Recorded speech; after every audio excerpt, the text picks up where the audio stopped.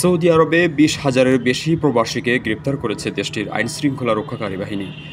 আবাসন, শ্রম এবং সীমান্ত নিরাপত্তা বিধি লঙ্ঘনকারীদের নিরীক্ষণ ও ধরার জন্য যৌথ অভিযান চালিয়ে তাদের গ্রেপ্তার করা হয়।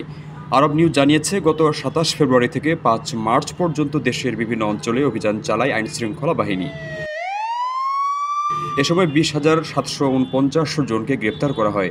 এদের মধ্যে ১৩,৮৭১ জনকে আবাসিক ব্যবস্থা লঙ্ঘন, ৩,৫১৭ জনকে সীমান্ত নিরাপত্তা লঙ্ঘন এবং ৩,৩৬১ জনকে শ্রম বিধান লঙ্ঘনের দায়ে গ্রেপ্তার করা হয়।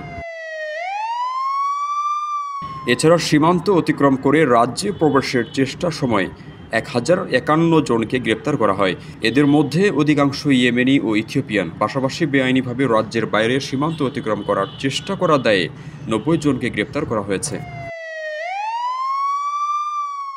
আপনার স্বপ্নগুলো আকাশ ছুবে প্রবাসীর হেলিকপ্টারের মাধ্যমে। বিয়ে, জন্মদিন অথবা যে কোনো বিশেষ প্রয়োজনে হেলিকপ্টার ভাড়া করতে যোগাযোগ করুন স্ক্রিনে দেয়া নাম্বারে। প্রবাসীর হেলিকপ্টার, নিরাপদ ও সাশ্রয়ী বাহনের বিশ্বস্ত নাম।